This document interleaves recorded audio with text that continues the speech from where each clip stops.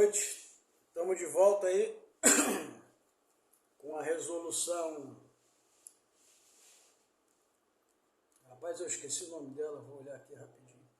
O número dela, 2469, e nós paramos já quase no final. Passamos pelos acordos nos tribunais, celebração, também, extinção. Não, paramos na celebração, capítulo 5º. Artigo 11.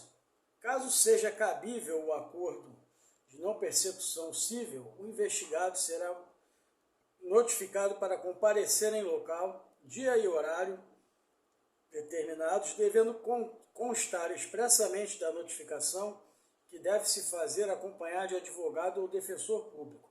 Ele vai fazer um acordo de não persecução, ele precisa estar respaldado por um advogado, né? Parágrafo 1º.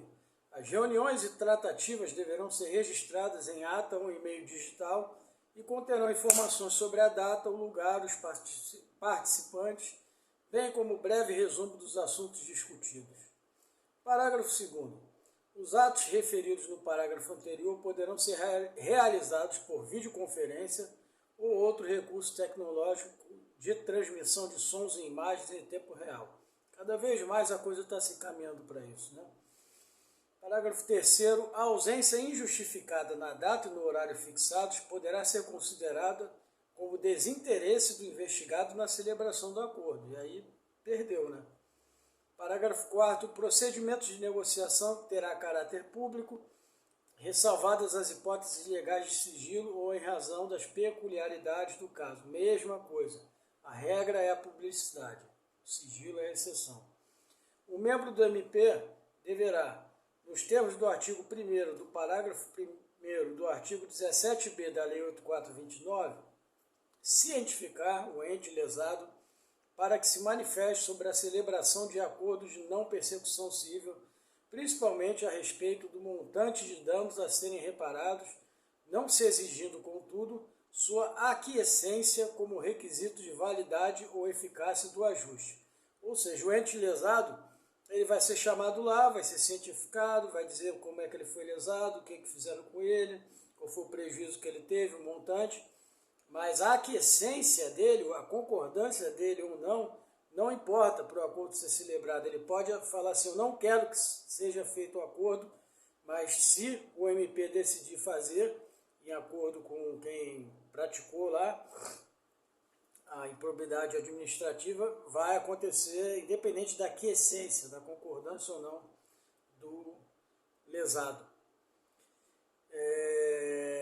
Segundo, nos termos do parágrafo 3º do artigo 17b, o mesmo artigo 17b da Lei 8429 de 1992, solicitar o pronunciamento do Tribunal de Contas para que se manifeste a respeito do valor a ser ressarcido. O Tribunal de Contas é o órgão fiscalizador das contas públicas. Então, ele vai ter, melhor do que ninguém, condições de avaliar esse prejuízo, né, contabilmente falando, economicamente falando, financeiramente falando. 13. As negociações que envolvem ilícitos puníveis na esfera civil, criminal e administrativa serão estabelecidas preferencialmente de forma conjunta pelos órgãos do Ministério Público, com atribuição nas respectivas áreas de atuação, observados os balizamentos da Lei 8429. Ou seja, se é na esfera civil, a parte civil do MP, se é na criminal, é a parte criminal do MP e assim por diante. Capítulo 6º da extinção e rescisão.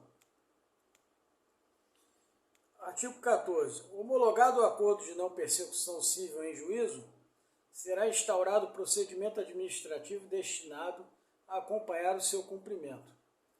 Cumprido integralmente o acordo de não persecução civil, será promovido o arquivamento do procedimento ou requerida a extinção do processo. Em caso de descumprimento do acordo, o celebrante será notificado a apresentar justificativa no prazo de 10 dias. Prazos são sempre interessantes de serem grifados, né? Artigo 17.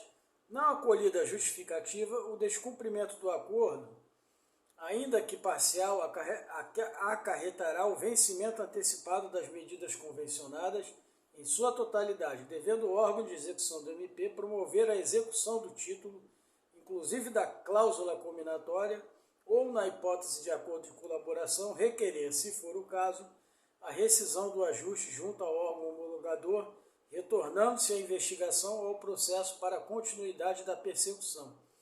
Não acolhida a justificativa no prazo de 10 dias, quando o cara descumpriu lá parcialmente o acordo, o MP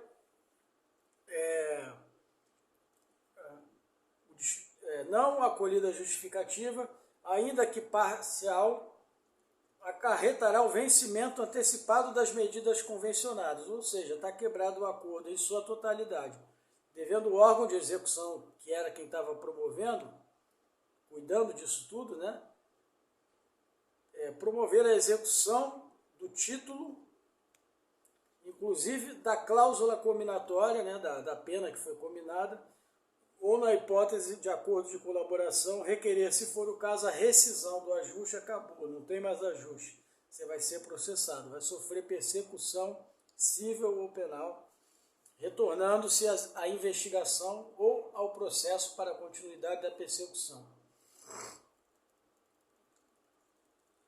Das disposições finais, para acabarmos, falta pouquíssimo, esse vídeo vai ser bem curto, o MP manterá cadastro de acordos de não persecução civil celebrados para fins de controle e planejamento institucional. Parágrafo único. Nos 30 dias subsequentes à homologação do acordo, o órgão celebrante encaminhará a cópia ao Centro de Apoio Operacional das Promotorias de Justiça de Tutela Coletiva de Defesa da Cidadania. Lembra, né? O Centro de Apoio está em todas, né? Artigo 19. O órgão de execução com atribuição contará com o apoio da Coordenadoria de Mediação, Métodos Autocompositivos, como eu falei no começo, né, o que é uma autocomposição, e Sistema Restaurativo, SEMEAR, é a sigla para essa organização. Deixa eu grifar aqui. Para a atuação nas tratativas do Acordo de Não Persecução Civil. Fica revogado o artigo 2º o parágrafo 2º do artigo 40 da resolução 2227, ou seja, ele ficou revogado. Então a gente tem que ter atenção a isso, eu vou grifar aqui em vermelho, né? Para lembrar que esse parágrafo foi revogado. Eu não sei se eu retirei da resolução quando mandei o PDF parcial para vocês. Quando for o definitivo, o VADMEC com todas as resoluções, eu vou retirar. Mas fiquem atentos aí, se o parágrafo 2º do artigo 40 da resolução 2, que a gente nem chegou nela ainda, na verdade, então dá tempo de arrancar, é verdade. Beleza. Artigo 21. Na hipótese de conflito entre esta resolução e ato normativo editado pelo CNMP, com o objetivo de regulamentar o disposto no artigo 17b da LIA, prevalecerá o estatuído pelo órgão nacional, que é o Conselho Nacional do Ministério Público. Se houver conflito entre esta resolução, que é da Procuradoria-Geral de Justiça, e o CNMP, vai prevalecer o CNMP. Esta resolução entra em vigor na data da sua publicação, que foi 25 de maio de 22, é uma resolução recente, tem chance de cair na prova. E ficamos por aqui, correto? Um grande abraço aí para você.